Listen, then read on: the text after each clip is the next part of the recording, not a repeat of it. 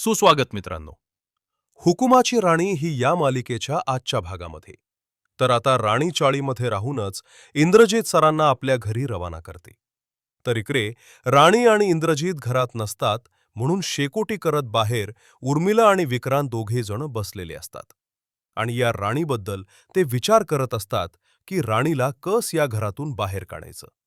परंतु या सगळ्यात आपल्याला मालती मॅडम मदत करतील का अशी दोघांची चर्चा सुरू असते.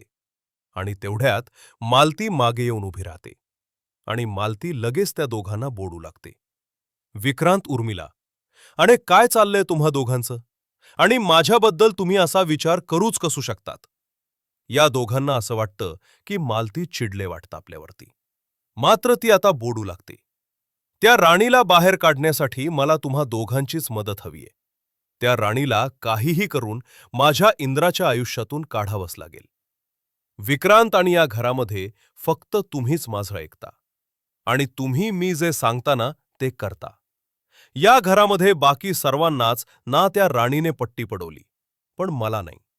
मी तिच्या त्या प्रेमळ आणि भोबड्या गोष्टींमध्ये अजिबातच येणार नाहीये. तेवढ्यात त्या ठिकाणी इंद्रा येतो आणि इंद्रा एकटाच गाडीतून खाली उतरतो आणि तो बोलू लागतो. स्वारी आई, आज मला यायला जरा उशिरा झाला. चाळीत गेलो होतो मी आज अचानकच. ना राणीच्या आईची ना तब्येत खराब झालेली, आणि मग आम्ही तिला हॉस्पिटलमध्ये घेऊन गेलो. हॉस्पिटलमध्ये घेऊन गेलो ना तर डॉक्टरनं आराम करायला लावला तिला.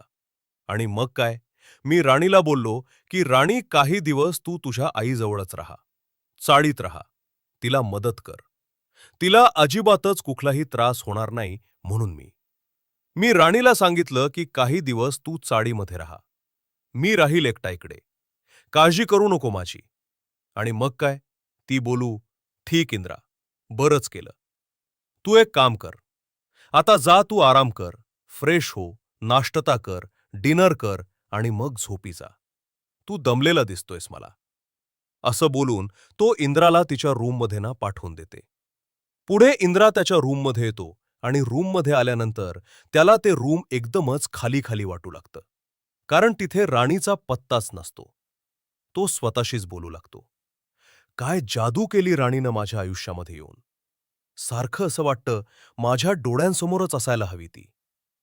काय करू, करू तिला फोन, असं तो स्वतःशीच ना बोलू लागतो. हो, कॉलच करतो. एक काम करतो, मिस कॉल देतो. तिचा आवाज ऐकला की पुन्हा एकदा कट करतो. म्हणजे मग ती मला पुन्हा एकदा कॉल करेल. हो, असं केलं की मजा येणार. असं बोलून इंद्रा लगेच ना फोन हातामध्ये घेतो.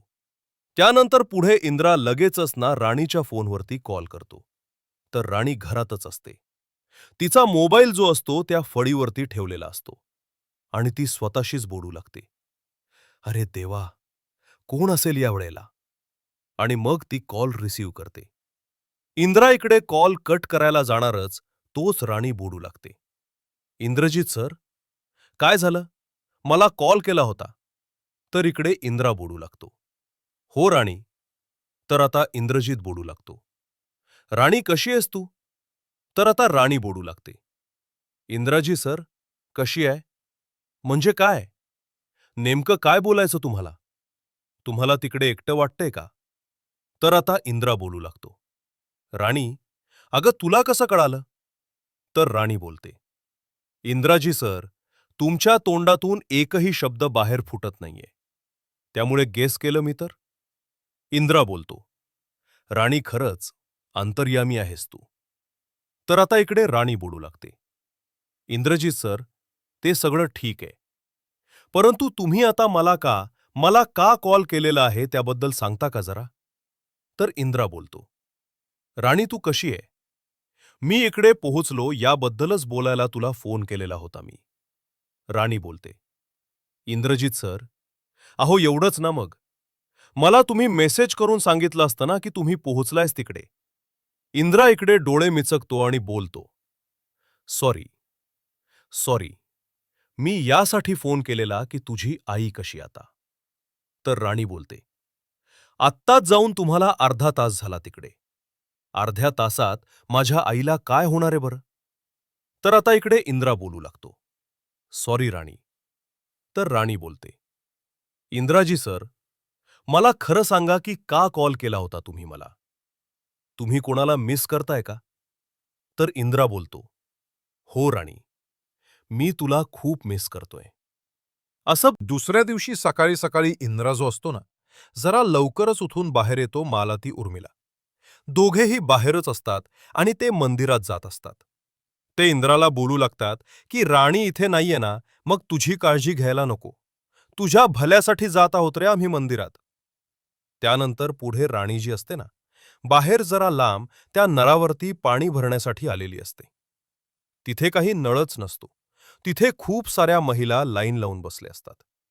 राणीचा नंबर येतो, राणी पाणी भरते आणि इंद्रा सुद्धा मागे येतो. आणि त्या बायकांची आता चर्चा सुरू झाली. झाली चर्चा सुरू होऊन जाते.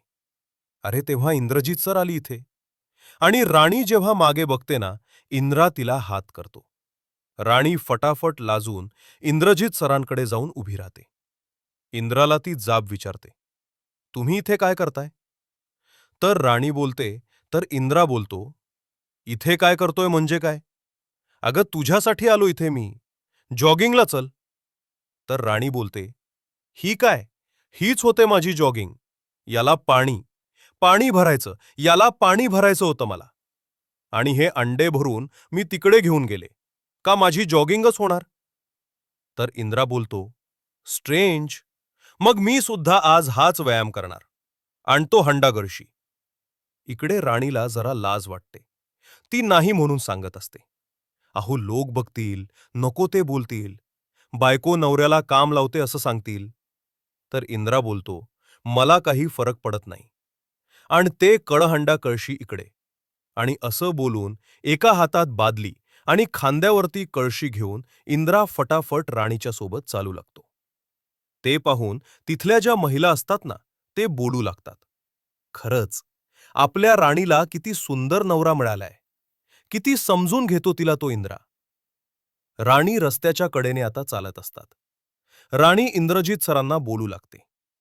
इंद्रजीत सर, तुम्ही हे सगळं मुद्दाम करताय का? तर इंद्रा बोलतो, नाही. आणि त्या हंड्यातलं जे काही पाणी असत ना, त्याच्या अंगावरही पडत असतं. तो बोलू लागतो, इट्स ओके, फाईन आहे. मी काळजी करू नको. दोघंही रस्ता ओलांडून तिकडे जात असतात. तोच मालती आणि उर्मिलाची दोघांवरही नजर जाते. आणि ते बघतात तर काय, त्यांना धक्काच बसतो. इंद्रा स्वतः राणीला मदत करत असतो आणि उर्मिला आता बोलू लागते.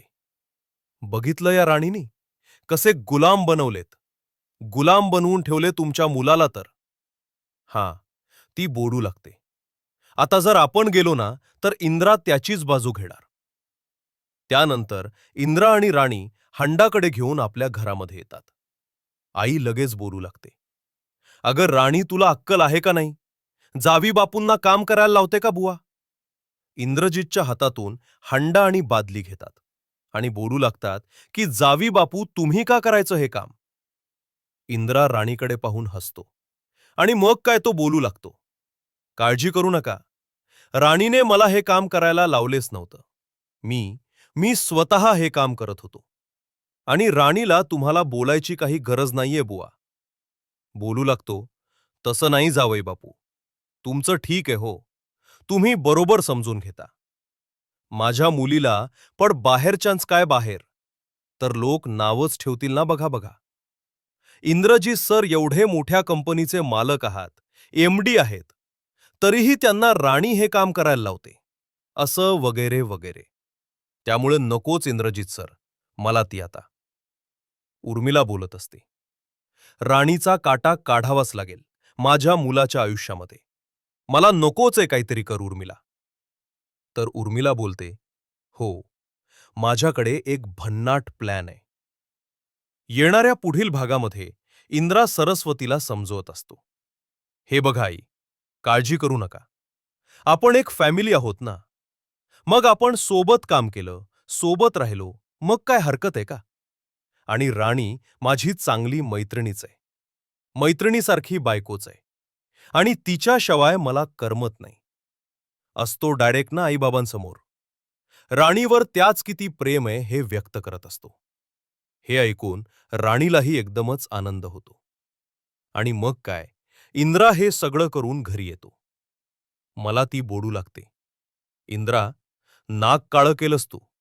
आपल्या घराचं तोंड काळं करून आला तू बाहेर. तर आता इंद्रा बोलू लागतो, राणीला समजायला तू खूप मोठे चूक करते आई. तू जस समजते तशी खरंच नाहीये ती. दोघांमध्ये गैरसमज निर्माण होतात आणि आईवर नाराज होऊन राणीची बाजू घेत इंद्रा त्याच्या रूममध्ये निघून जातो.